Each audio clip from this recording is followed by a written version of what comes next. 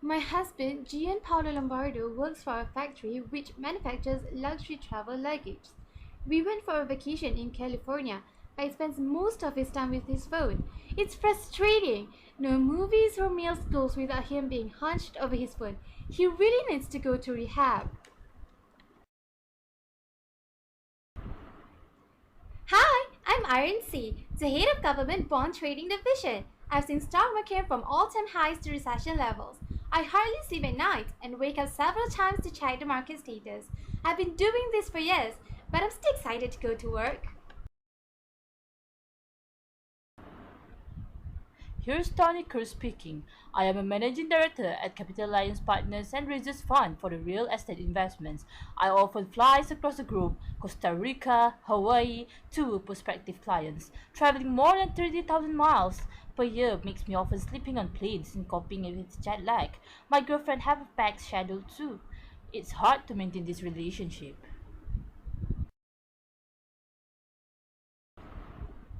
Well, hello there. I'm Debbie Clark. I work for MTV as the vice president. I often travel around the globe to promote the channel. My day consists of waking up at 6:30 a.m., responding to numerous messages. I'm lucky if I get to spend time with my son, but I need to get back to work until midnight. Everyone would love to have this job, so that's motivating.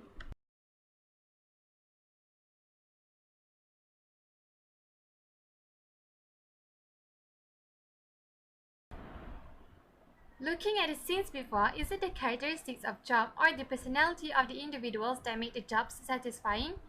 The characteristics of the jobs, for example, to work over 60 hours a week with constant traveling along with little time for the rest of the activities is not appealing by itself. Therefore, the personality of the individuals which is specifically making these jobs attractive for them. For example, those who have a positive core self-evaluation, in other words, those who have firm belief in their inner values, are those who can take on such stressful tasks. Apart from this, the risk takers and extroversive personalities may also find such jobs attractive because they like to take risks and to work in a busy environment. Nevertheless, characteristics of these jobs such as autonomy, prestige, ability to experience different cultures, traveling on company paid trips, pay, co-workers, and the sociable nature of these works could increase the level of job satisfaction. All these involve in higher employee involvement and engagement, which are all signs of job satisfaction. For example, Aainaa had spent 10 years except for only a few days she did not want to attend the job. This proves that she is experiencing a very high level of job satisfaction. Job satisfaction would increase the employee's performance. For example, responding to over 500 mails is only a daily task that David Clark performed, which for others may be tedious. On the other hand, Gianpaolo does not ignore a phone call even if he is having a meal or watching a movie with his wife. This shows the high level of performance. The citizenship behavior is a very high level of job satisfaction where they talk positively about the organization, help others, and go beyond the normal expectations in their job. Their job satisfaction will also increase the citizenship behavior, as we can see from the example of David Clark, who wakes up so early in the morning only to reply the emails that came over the course of the night. Employee turnover explains the percentage of staff resigning from the company for various reasons. With high satisfaction, employee turnover would fall. We can see this from Rinnisae, who says she can count on her fingers on one hand the days she did not want to come to work. This means that when the employee is having a high satisfaction, the turnover would fall and that the employee would love to attend the work. The statement, "There are plenty of people who would love to have this job. They're knocking on the door all the time," stated by David Clark, gives insight that he believes that the society accepts his work and that they believe his job title is prestigious. Therefore, it is very motivating to hold a job which is respected by the society. He will be motivated to improve his performance on a constant basis to outperform and challenge any potential candidate who would want to claim his title. Therefore, he is highly satisfied and has a high perceived organizational support (POS). This is evident through his organizational citizenship behavior, lower levels of tardiness, and good customer service. Therefore, his perception that he has a job many others desire would definitely contribute to his job satisfaction.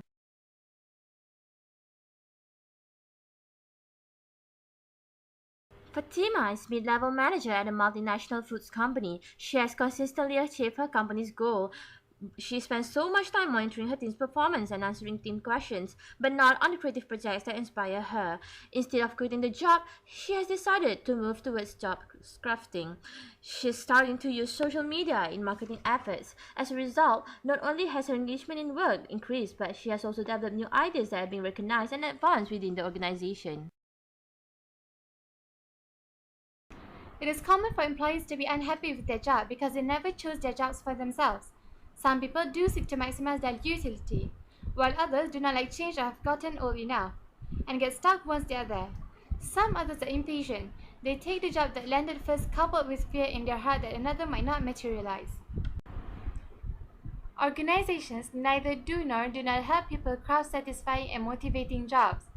Employers do not choose to craft satisfying and provide motivating job out of Naail in return, and this is observed in factories in developing countries where workers are being treated poorly and are forced to work in unhealthy, illegal, illicit, and inhumane working environments. This is due to the nature of the job itself. Investing capital and improving satisfaction do yield very little in return for blue works. However, it is the other way around when we talk about professions that require specialty and intensify on expertise. Take Google for example. They do provide excellent facilities and entertainments that eventually motivate employees to exert outstanding performance, which will not be achieved with poor job satisfaction and low citizen behavior spirit. To reorient ourselves to our dreaming job, we might consider what Fatima has been through. Job crafting was something she decided to do so that it suits her better, and we have observed 4 steps she has done. She, first, decided what she wanted to change. Secondly, she opted to modify her relationship with her employees and inspired them in what she called vision. Next, she identified her members of a team who would put social media and marketing into practice, and with this, she ensured that they are passionate into the vision. The principles of job crafting reflect important elements of successful job crafting. Principally, it is us who take the initiative to bring the change. Our job crafting will pay us in return pouring performance, booming satisfaction, mounting our job engagement, and general ability to cope up with our work. Job crafting is a great tool to boost up performance and satisfaction. However, it does not suit everybody. Hence, it is arguably right to agree with this contention. As illustrated earlier, job crafting does little monetary return to blue workers.